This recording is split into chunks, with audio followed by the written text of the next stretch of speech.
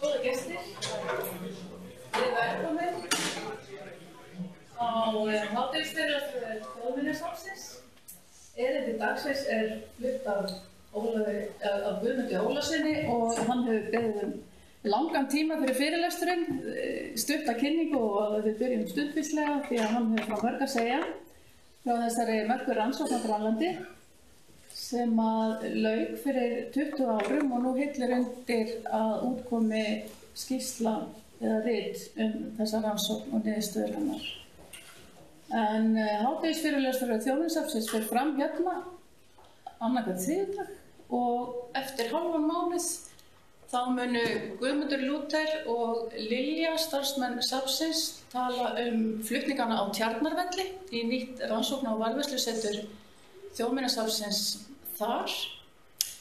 En nú það Guðmundur Ólafsson, fornleifafræðingur og fræðimaður hjá Þjóðminjasafninu sem stígur í pontu. Gjörðu svo í Guðmundur.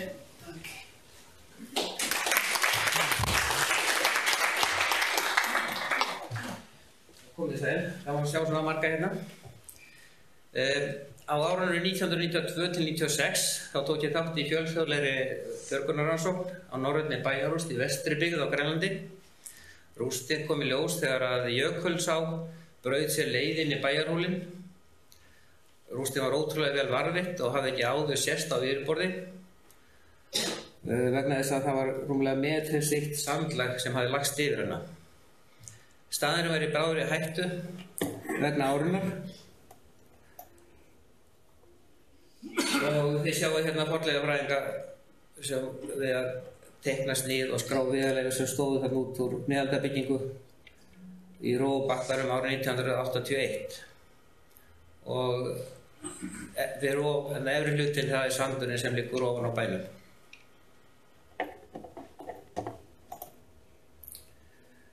Miðað við þessar erfið aðstæður sem voru hérna í upphafi þá átti engin von á að rannsóknin myndi standa yfir meira en 1 ár og það bara að bjarga því sem bjargað yrði áður en áin tæki allt saman yfir.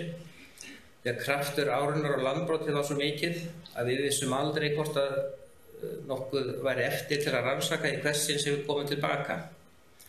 Og við reyndum auðvitað með ýmsum hætti að hefta framgang árunar með því að hlaða sandporkavirki eða grjótgarða fyrir framan rústirnar til þess að vernda þær. Þessar veikbyggðu varnaraðgerðir urðu þó kannski til þess að við gátum snúið aftur í 5 sumur og grafið okkur í gegnum bæjarhólinn alveg niður á elstu minjarnar áður en við höfum að hætta endanlega vegna fjárskorts. Nú að jafnaði þá flugum við inn á staðinn með þyrlum miðjan júní en þegar kom fram í miðjan júlí þá hljóp alltaf mikið flóð í ána frá sumarbránunni Jökulsins sem var innan í dalnum og þá hækkaði yfirborðið vatnsins meira en 1 meter og flæddi yfir rústasvæðið og þá var ekkert annað að gera en að pakka saman og fara og vona eitthvað eftir næsta sumar þegar við kemum tilbaka. Og þið sjáu hérna hvernig vatnið hvernig það leit út í lok sumars, við sjáum okkur 1 sumarið. En þessi staður, hann var þekktur sem Gus, sem stendur fyrir Gården undir sandet á dönsku, eða bærin undir sandinum og rannsóknin hún varð einn mest spennandi bæjarrannsókn síðari áratug á öllu Norður-Atlantshafi og uppgrótað svæðið það var nokkuð stórt og náði yfir 1200 fermetra og við höfum náð sennilega að grafa upp ca. 70% af bænum. Og vegna þess að varðveisluskilyrðin voru svo góð þá var þetta greina ótrúlegustu hluti í byggingarleifunum sem fornleifafræðingar sjá yfirleitt aldrei vegna þess að flesta lífrænar minjar hafa oftast eyðst og horfið áður en við mætum á staðinn.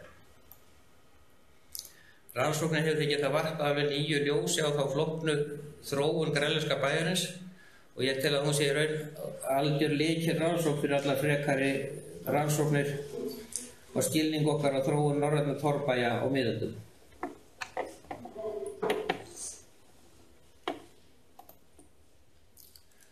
Frá því að rannsóknin lauk árið 1996 þá hef ég svona með öðrum stöðrum unnið að byggingarsögulegri greiningu bæjarins ásamt dönskum kollegum mínum Sven Erik Albrechtsen frá Kulturarv Styrelsen og Jette Arneborg til danska Þjóðminjasafninu og vinnan hún hefur að miklu leyti byggst á því að púsla saman og greina rúmlega 400 rannsóknarteikningar og snið og reyna að koma því saman í eina heild.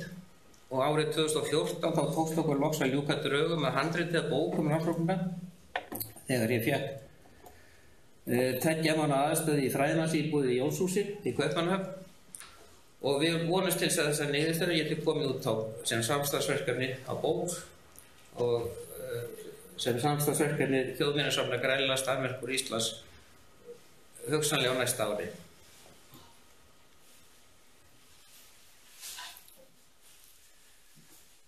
Ég kynnti þessar rannsóknir í fyrra hér innanhús á Þjóðminjasafninu og litlum málstofum í Háskóla Íslands og var núna beðin að laupa í skarðið vegna formfalla og endurtaka þetta erindi hérna í dag.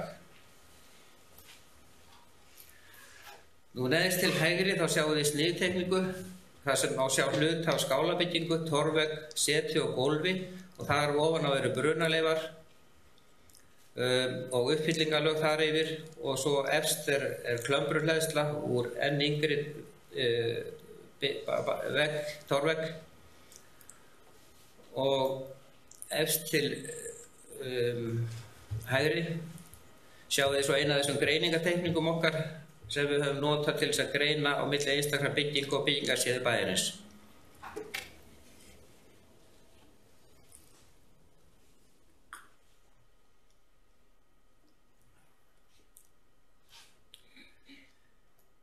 Sjá hérna 3 byggingar ofan á hver annari.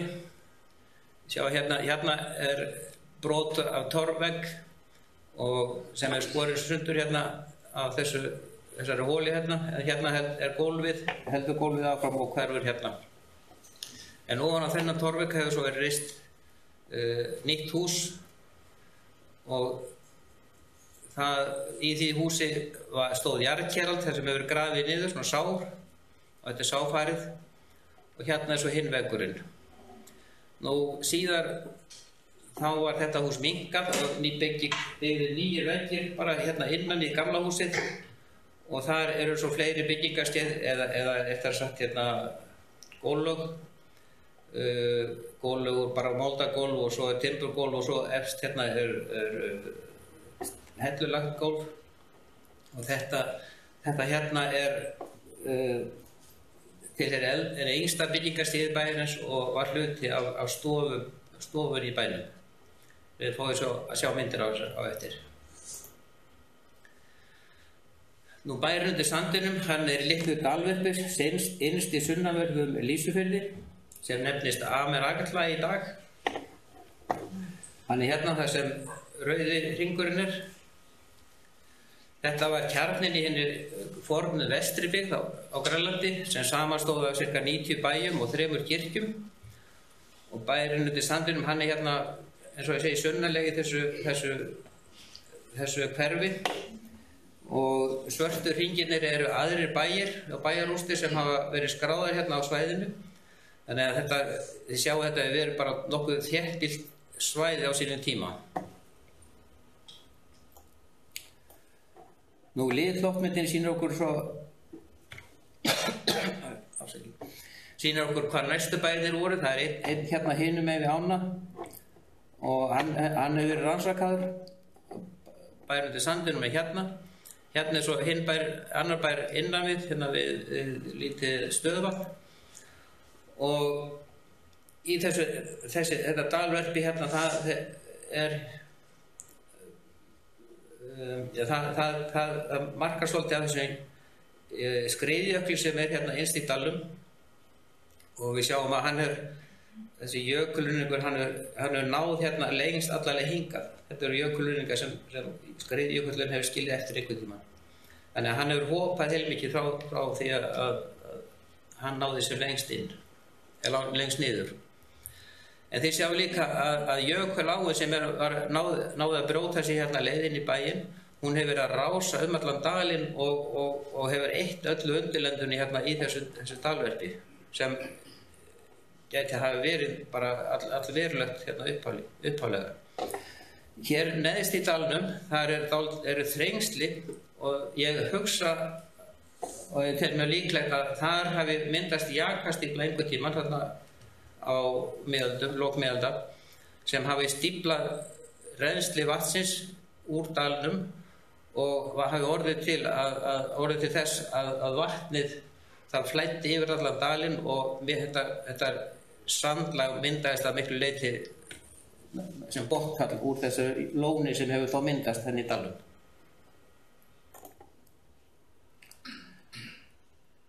Bæjarhúsin sem kom í ljós þegar búið var að hreinsa sandinn ofan á rústunum, þau voru bara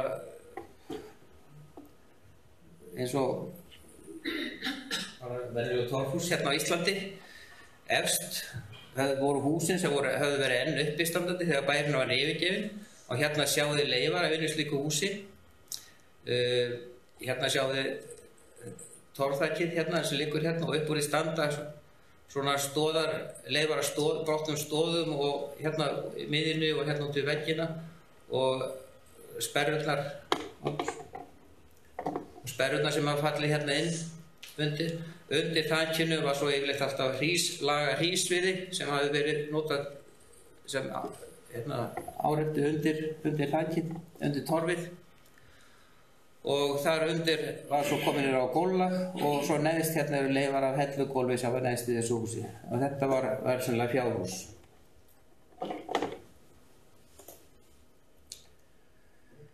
Nú á þessum stað alltaf sífreri jörðu á cirka meters dýpi og þegar sandlagið hafði lagst yfir bæinn þá lyftist frerinn yfir bæinn þannig að það var eins og hann hefði bara verið lagður í frystikistu og allt geymdist þar í 600 ár, alveg allt frá smæstu skordýralegum upp í heilu byggingarnar.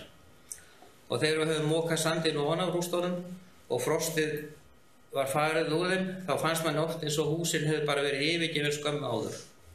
Lífrænar minjar eins og tré, plöntur, bein og skordýr voru til dæmis ótrúlega vel varðveitt og hérna eru bara nokkur dæmi sem sýna þessa góðu varðveislu. Það mátti oft greina af lyktinni bara hvers konar skepnur höfðu verið í tilteknum húsum og sumstað var líka bara nóg að sjá hvaða gripir voru gólfunum til að sjá hvað það hafði verið. Þið sjáu hérna bara lambaspörð í fjárhúsi. Hérna lítið kross sem var í stofu, trékross sem hafði verið í stofunni. Hann hefði verið yttur, kannski hann hefði verið stungið bara inn í vegg. Brot úr útskorinni fjöl sem við vitum ekki til hvers var gerð, notuð. Hérna lítil rúnaáletrun öðrum megin á þessari litlu spýtu og fallegur útskurður hinn megin. Og hérna sjáum við mjög fínt áhald, þetta er sennilega fjósarspaði með tréskafti hérna og blaðið er úr hvalbeini og svo er þetta fest saman hérna með skíðishorn úr hval. Og hann hefur verið skilinn eftir í fjósinu upp í vegginn. Nú, það var líka mjög mikið af merkilegum húsaviðum í þessum byggingum, einkum frá síðasta byggingarskeðinu, eins og til dæmis stóðir, sperrur og ýmsar innréttingar á bænum sem eru ómetanlegar heimildir innviði miðaldabæja. Sjáu hérna það var varla þverfóta til dæmis í sumum húsunum fyrir svona timburleifum sem hefur bara verið skildar eftir. Hér til dæmis samskipti á sperru, þaksperru. Þið sjáu hérna, sperran kemur saman hérna, hún er brotnað aðeins úr farinu, hérna er trénagli. Hérna eru hausarnir og trénaglinn sem á að falla hérna inn í þetta hérna far hérna, hag. Hérna er ein stóð svolítið skraut á henni og hérna eru úrtök fyrir hverju raufar og þil. En þetta er allt frost, það er ekki hægt að hagga þumlung einu sem var fast í frostinu fyrir en það hafði þina. Og hér er búið að hreinsa torfið ofan á og þessi viðarleifnar eru komið í ljós. Nú það er hérna líka, hérna sjáum við stóð og þverbönd og sperrur sem liggja hérna þess og kruss. Og hérna sjáum við líka frekar í svona innviði úr bænum. Þetta er allt úr vefjastofunni. Nú er músin eitthvað hérna.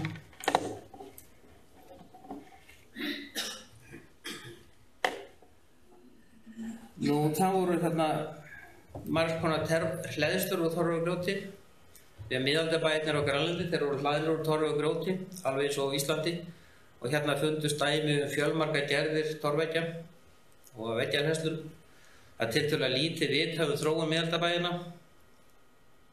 Og þarna var þetta frábært tækifæri fyrir okkur til þess að auka við þá þekkingu. Og það var jafnframt alveg ótrúlega spennandi að fá þennan samanburð við Ísland. Og styrkleiki við íslensku byggingarnar, hann blasti hvarvetna við og í þessu veggjalegum og bæði á þessari síðustu mynd sem við sáum áður og svo hérna á þessari glömbrulhleðslu í veggnum hérna.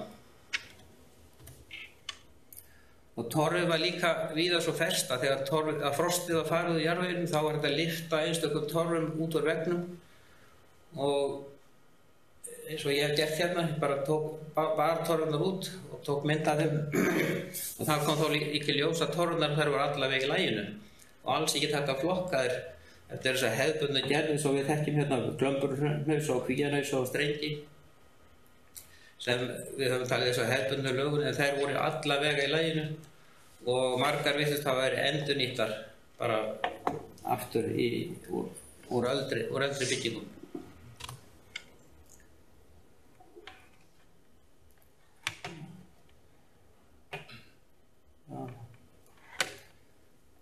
Mannvistarlögin þau voru bæði flókin og margbreytileg en yfirleitt voru byggingarnar ótrúlega heilagar og skýrar þannig að oft mátti greina breytingar og endurbætur sem áður höfðu verið gerðar, alveg mjög smávægilega breytingar. Og þetta er nokkuð sem við sjáum mjög sjaldan hérna á Íslandi á svona gamla byggingum. Við sjáum til dæmis hérna sniði gegnum torfvegg. Hérna neðst er leifar af skálaveggnum og landnámsbílnum. Það hefur verið skorið af hérna af honum til þess að byggja nýja vegg hérna sem er hluti af þessu fjósvegg hérna og það hefur svo aftur verið seinna bætt við þar hér uppi. Sjáu hérna, svo í bakgrunnu þar sjáu þið langhliðina í skálavegg.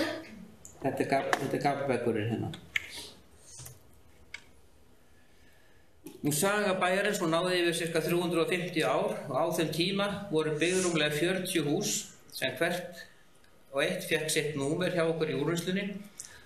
Mörg húsana reyndist hafa skipt hlutverk eða þeim hafði verið breytt einu sinni eða tvisvar eða jafnvel oftar á meðan þau voru í notkun og þau höfðu jafnvel breytt hlutverk og þá fenguðu nýtt undirnúmer. Og á þeim meðtöldum þá skráðu við samtals 63 hús á þessari í rannsókninni og það var þessi fjöldi bygginga sem kom okkur kannski mest óvart. Hérna sjáum við leifarnar á skálanum sem við fundum ekki fyrir við vorum búin að grafa okkur alveg í gegnum allar bæjarhúsnundar sem voru ofan á og það sjáum við þetta er bara nokkuð hefðbundin bygging eins og við finnum hérna út á Íslandi. Langaldur hérna á miðjunni, gólfi hérna í kring, set hérna til beggja hliða og svo glittir hérna í veggina hringvar megin. Inngangurinn var hérna, nálægt öðrum endanum og gaflinn var hérna aðeins lengri í burtu. Og hérna sést hvar þilið hefur verið sem greindi að innganginn hérna á andirið og sjálfan skálan. Það var býsna flókið að greiða úr þessum innbyrðis tengslum og aldrei allar þessara 63 bygginga en með því að tengja saman allar tilteknar upplýsingar sem við höfðum bæði út frá afstöðu mannvistarlaganna og C14 aldursgreininga þá tókst okkur smá saman að ná utan þessi innbyrðis tengsl og raða húsunum niður í cirka 8 bygginga á tímaskeið sem við teljum að myndi nokkuð góðan ramma yfir þróun bæjarins. Hvert byggingarskeið nær yfir milli 20 til 50 ár og þetta er svona gróf flokkun á þessu byggingarskeiði. Ég veit ekki hvort þið sjáu nokkuð hvert einasta hús hérna eða hver einasta rammi svona táknar eina byggingu eða eitt byggingarskeið og hérna upphaf bæjarins, það svona fyrirluti 11. aldar kannski, og lokar skeið bæjarins hérna þegar hann yfirgefinn, og eftir það þá koma eskimóar og þá koma þær á staðinn og þeir róta í rústunum og kveikja í bænum að hluta, og svo hérna leggst sandurinn yfir þetta allt saman.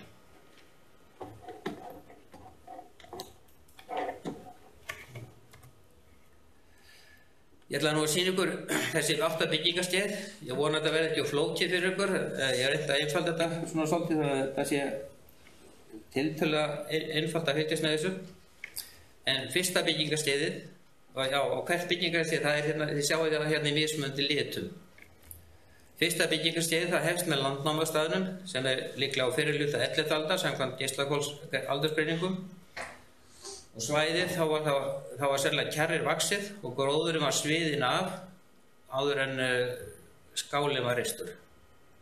Og þessi skáli hann svipaður að stærð og skálinn á Eyrustöðum í Haukadal, tiltölulega lítill bær, cirka 12 metra langur og 5 metra breiður að innanmáli. Og það virðist sem að annað lítið hús hafi verið hérna við hliðina. En vegna þess að yngri byggingar höfðu eyðilagt þetta saman, getum við ekki sagt hvort að þetta hefði verið samtengt eða hvort þetta eru 2 mismunandi hús.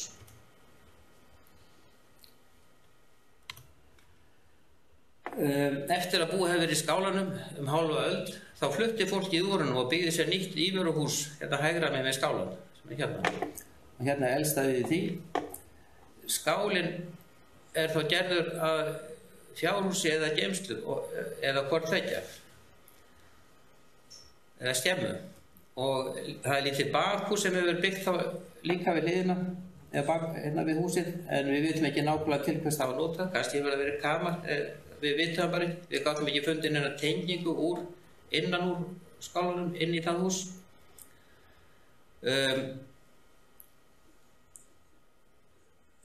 Það voru timburleifar hérna í einu horninu, dálítið miklar, brunaleifar, og þegar þær voru mældar upp þá kom í ljós að þetta hafði verið lítil hurð eða hlið sem var hérna innst í skálanum. Hvort þetta hefur tilheyrt hérna þessu fjárhúsi eða hvort þetta eldra, ég veit ekki sagt. En þetta byggingarstig það endar með því að skálinn brennur til kaldra kola og þetta verður að brunnrúst. Við sjáum hérna leifar af stóð sem er brunnin alveg niður að gólfi, og hérna brunnanlagið, við erum komin hérna niður í gula sandi sem óhreiður sandur undir rústinni, og hérna við endan á skálanum það sjáum við hérna í torvegginn hérna, hornið á torveggnum, og brunnar fjalir hérna sem annarkvort hafi verið úr þiljur sem hafa fallið niður á gólfið, eða þetta eru gólffjalir, við gátum ekki að sé það. Við sjáum hérna leifar á þessum brunarhúsum þetta. Við höldum að eftir að skálinn brennur þá flytur fólk í burtu, við vitum ekki hve lengi, það er einhver tími, kannski 1 ár, kannski 10 ár, en það er ekki voðalega lengi. En kannski hefur staður samt verið notaður áfram sem sel eða eitthvað slíkt. Og þegar að fólk flyttur aftur tilbaka þá er það fyrst í smáum stíl. Og þá fundum við þessar 2 aðskildu byggingar hérna, það eru byggðar hérna utan í gömlu brunnarústina, önnur hérna var eldstæði í þessu húsi. Hérna hefur verið íveruhús, hérna hinum megin var skemma eða búr. Hérna og þetta er svona svolítið bend til þess að það hafi verið eins og sel hérna fyrst. Músin er hægt að virka hérna, ég veit ekki alveg. Jæja. En hérna voru sem sagt útihús. Og 1200 þá hafa aftur orðið miklar breytingar og umskipti á bæjarhúsunum. Við erum komin með 2 aðskiptar byggingar hvorum megin við.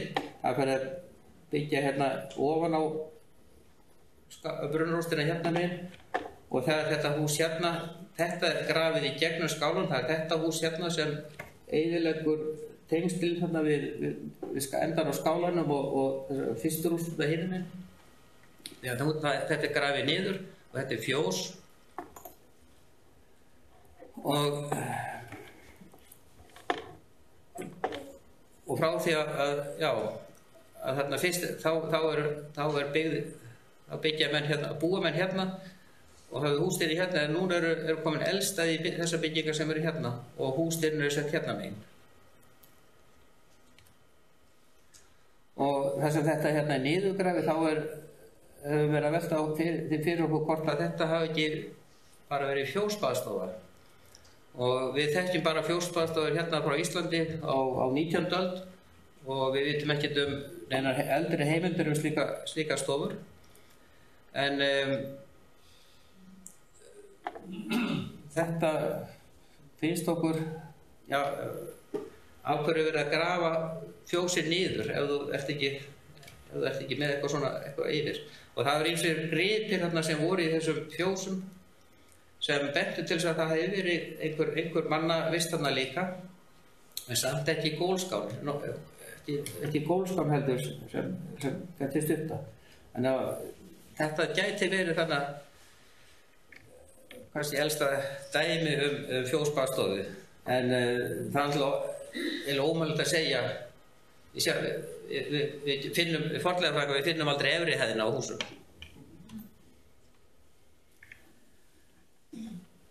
Hérna fjölgar húsunum, þetta er á síðarhluta 13. aldar og þá virðast verið 10 hús í notkun. Byggingarnar frá fyrra tímabili eru flestar enn í notkun en hlutur sumra þeirra hefur breyst. Og sumum íveruhúsunum hefur breytt í skepnuhús og hugsanlega má telja að fjölgun þessara skepnuhúsa beri vott vaxandi bústofn og kannski aukin umsvif bæjarins á þessum tíma. Og við sjáum aðalvistaverðnar eru hérna megin og það er þetta er svolítið óskipt, þetta sé svona. Það eru fleiri hús hérna að tengja saman hérna megin, en fjósið er þá hérna megin ofan í brunnrústinni og svo er eitthvað nýtt byggingarsvæði, ný hús byggð hérna svolítið til hliðar við gamla kjarnan og þetta geti hugsanlega tákna bara að þarna er komin ný kynslóð sem búa aðeins sér. Hérna sjáum horfum við til norðurs eftir þessu niðurgrafna fjósi, þetta er bara grafið með til niður, þið sjáum hérna hvað mörkin eru á þessu niðurgrafna fjósi. Og ég vil allavega trúa því að þetta geti vel hafa verið fjósbaðstofa. Því að þarna voru líka gripir sem voru ekkert endilega tengjast hreinum fjósanotkun. Hérna sjáum við til dæmis kambur bara á gólfinu og svona útsporin stóð úr einhverju, kannski hefur þetta verið lár, brotur lár.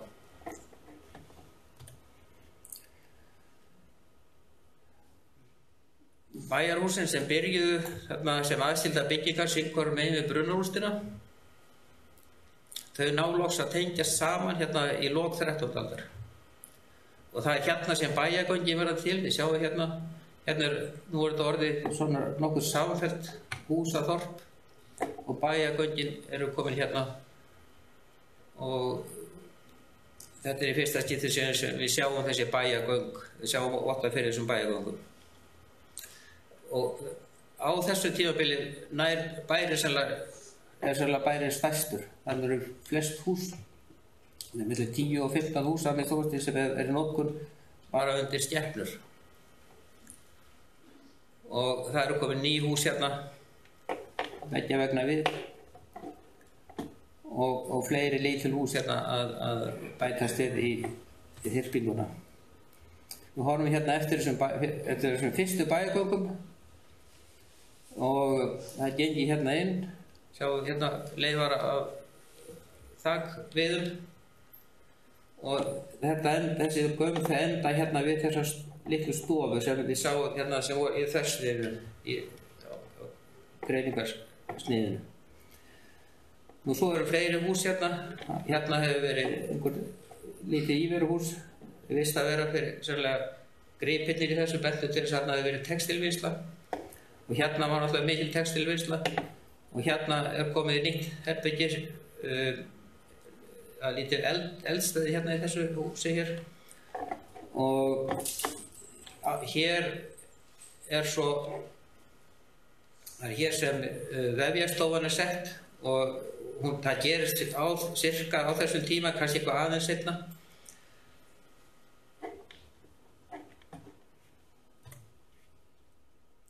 Og já, hérna setti ég bara inn, hérna var sniðið sem þið sáuð áðan á greiningarteikningunni þar sem við sáum hérna að veggirnir eru mjög breiðir en svo þegar við sáum þetta í þversniði þá sjáum við að þetta eru margir veggir, hérna er einn veggur, hérna er annar veggur, hérna er þriðji veggur, þetta eru veggir sem verða svona þykkir vegna þess að þeir eru frá mismunandi tímum. Að yngsta húsið er bara hérna inn í þessu hér. Það er hérna. Það er byggt innan í eldra hús.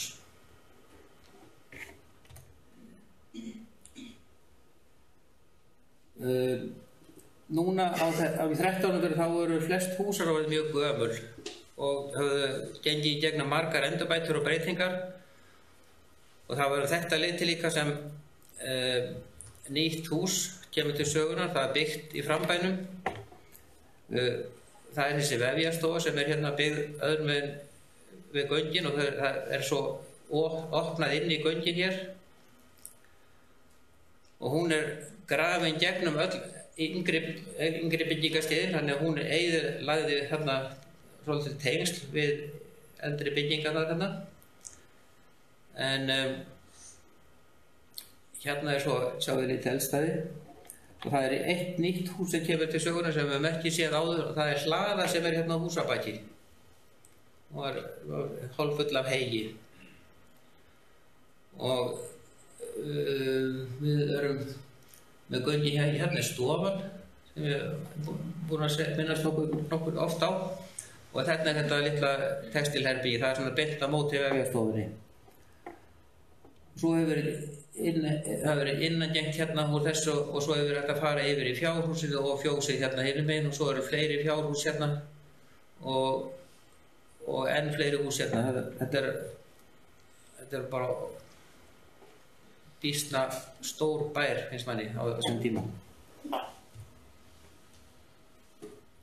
Og hér eru ljósmyndir úr þessari vefjastofu. Það er stór ofn í einu horninu, hlaðin og gróti, alls konar húsaviðir sem lágu þess og gruss, gripir úr tré, við veitum ekki hvað þetta hefur verið, en hérna er eins og lítill vefstaður, uppistaður úr litlum vefstað. Hérna er rifur úr stórum vefstað hérna, við fundum 2 eða 3 svona leifar af rifjum og hérna er skilfjöl, brot úr skilfjöl og þið sjáu hérna hvernig þræðirnir hafa markað spor hérna, markað för hérna inn í hlíðina þessari skilfjöl. Og þarna var líka fullt af kljásteinum, heilu kljásteinarraðirnar, þannig að kljásteinavefstaðurinn, hann hafði staðið þarna uppi einn vegginn í vefjastofunni og þegar fólk fór þá hafði það bara skorið á alla þræðina, þannig að steinandi lá eftir á gólfinu. Og það er alltaf mjög áhugavert að sjá hvað þetta er rosalega líkt bara jarðhúsunum sem við þekkjum frá víkingaöld. Nú fjósið sem ég talaði sem hugsanlega fjósbáðstofu, nú var búið að fylla upp, það var orðið hellulagt með stórum hellum á gólfinu og flór og í einu horninu þá var stór bás, það sem hefur sennilega verið fyrir naut Og þetta fjós það var alveg í notkun þangað til að bærinn var yfirgefinn og sjáum hérna til dæmis að hérna eru bara leifar af 2 stoðum sem höfðu fallið niður á gólfið og önnur stoðan hún lagðist hérna upp á báselluna. Og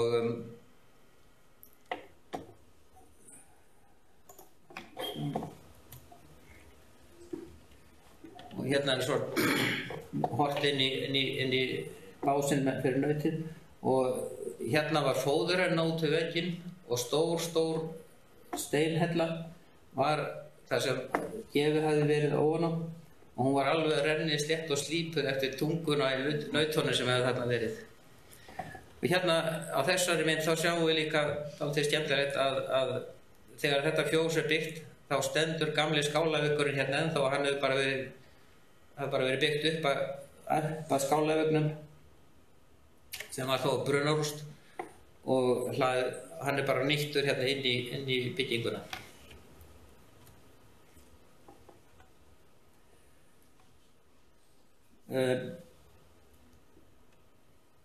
Þetta eru þau 10 hús eða herbeggi sem við teljum að hafa verið í notkun þegar að bærinn var í notkun eða síðasta byggingarstíðinu þegar bærinn var í notkun og við teljum það vegna þess að í þeim voru svo mikla timburlegar og bæði úr þakir og burðargrind og innviðum öllu saman sem benti til þess að þessi hús hafi verið uppistandandi þegar bærinn var yfirgefinn. Aðalinnggangurinn var hérna ennþá inni gegnum göngin og inni í vefjastofun og hinn eins og við bara sjáum á það og hérna er komin nýtt herbyggi endan á þessum göngum hérna og við vitum ekki til hvers það var, við gátum ekki grafið það fullkomlega upp en staðsetningin bendir svolítið þetta er svolítið svipuð staðsetning og við sjáum í íslenskum torfbæjum sem baðstofan er komin í Ísland á þessum svipuðum tíma kannski. Svo er hérna fjárhúsin og fjósin hérna og eitthvað nýtt hús er komið hérna sem við vitum ekki til hvers var notað. Nú þegar þróun bæjarins er skoðuð frá upphafi til enda þá vekur kannski mest athygli hve byggingarsaga hans var ótrúlega mikil og margbreytileg. Bærinn virðist hafa tekið stöðugum breytingum, jafnvel á hverju ári og ef við leggjum saman öll byggingarstigin, aðgreind með litum eins og við höfum gert hérna að framan, það sjáum við að úr þessu verður svolítið samfelld húsaþyrping sem líkist mjög svona þessu grænlenska húsaþorpi sem hefur verið talað Central Court sem að talið vera sérstök húsagerð fyrir Grænland. En ef við berum þessar byggingar svo saman við hérna frá bænum undir Sandinum og við þekktustu grænlensku bæjarrústina sem er í Austmannadal sem er ekki bara hinum með í næsta firði þá verður augljóst að þetta er ekkert samtíma húsaþyrping eins og kannski var talið hérna áður fyrr. Heldur er þetta samsafn bygginga frá 300-400 ára tímabili og sem lítur svona út vegna þess að þegar að þessar gömlu byggingarna gömlu bæði voru grafnir upp þá var grafið ofan af öllum rústunum, efstu rústunum alls staðar og þá fekk maður þessa mynd vegna þess að þarna eins og var lítil jarðvegsstiklun að eldri byggingarsteiðin þau virtust bara, þau voru bara yfirborðin svipað eins og yngstu byggingarnar. Og þannig að við teljum að þetta sýni að það hefur aldrei verið, þetta grænlenska bæjarþorp hefur aldrei verið til eins og það var haldið að það hefði verið.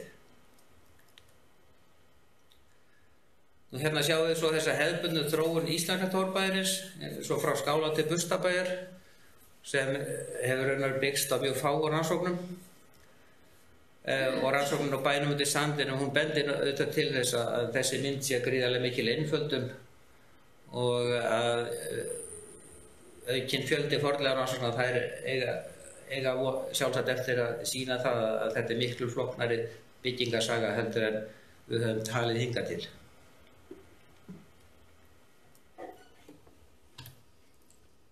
Ég ætla bara svo að lokum að sýna nokkuð dæmi byggingarleifarnar úr stofunni. Hérna við fundum til dæmis þröskulda og sem hérna við fundum nokkra þröskulda og það var svolítið áhugavert að sjá að þegar að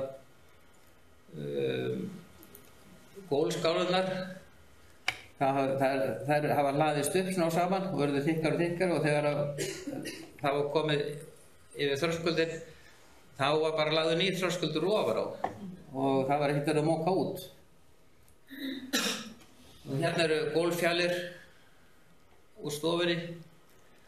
Hérna þessi hurð var við enda gangana og var fyrir stofunni, og við sjáum að hún samsett hérna úr timbri. Hún ekki nema 108 cm há og hún var líka fest reyrð saman með skíðishárum úr hval og svona alltaf okum sem eru á bakliðinni hérna, og við sjáum það ekki. En svo var hún hengd upp á hjarir sem voru gerð úr hreindýrahorni. Hérna þetta á hurðinni og þetta hefur verið á veggnum. Hérna sjáum við ausu, talnastiku, hlið og lág og lítinn hníf, og hérna önnur talnastika og þetta lítið áhald úr beini. Það svona dálítið á litlum hlutum, það voru 5 göt hérna. Við sjáum hérna líka 5 göt. Við vitum ekki til hvers þetta hefur verið, en eitt hefur sjálfsagt þjónað einhverjum ákveðnum tilgangi. Og hérna líka 2 áhugaverðir hlutir. Þetta eitthvað áhald á hreindýrahorni.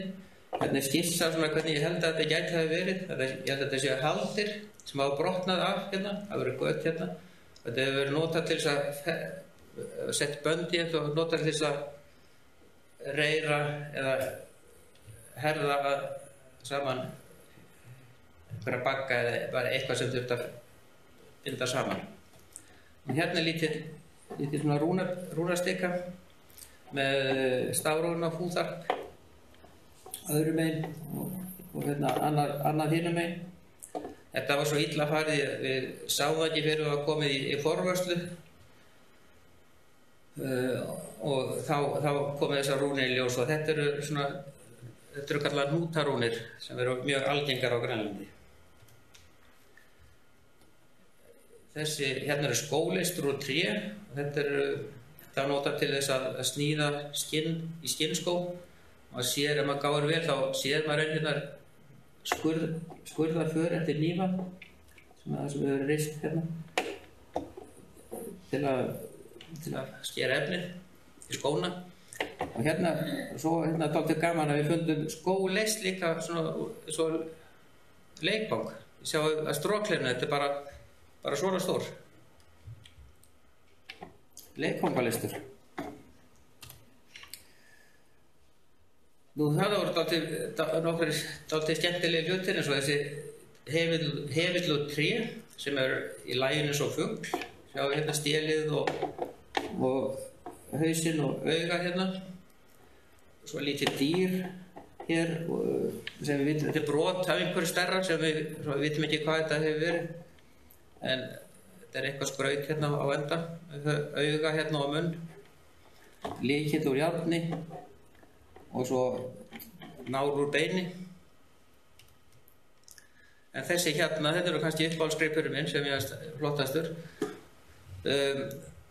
Og ég held að hann sé alveg einstakur, því að þetta er sirkill eða hringfæri úr tré og með svona járnóttun hérna. Og þetta hafa menn sjálfsagt notað til þeir voru að rista fyrir einhverjum þeir voru þurft að gera hringi. Nú að lokum þá sjáum við bara mynd hérna af heilli geit sem fannst nánast með húð og hári á Húsabaki, síðasta byggingarstíði bæjarins. Hún virðist hafa snúið aftur til bæjarins eftir að hann var yfirgefinn og lagst og leitað þar skjóls í hlöðunni skömmu fyrir árið 1400 og þar hefur hún borið beinin. Og þessi síðasta geit, hún minnir okkur kannski aðeins á frásögn Ívars Bárðarsonar sem þarna miðja 14. öld á ferðinni og að leita að þessari fornu byggð nornamanna og finnur ekki nema yfirgefna bæi og villt húsdýr sem voru þar ennþá sem höfðu orðið eftir. Og með þessu þá ætla ég að ljúka mínu máli og þakka ykkur fyrir að hlusta.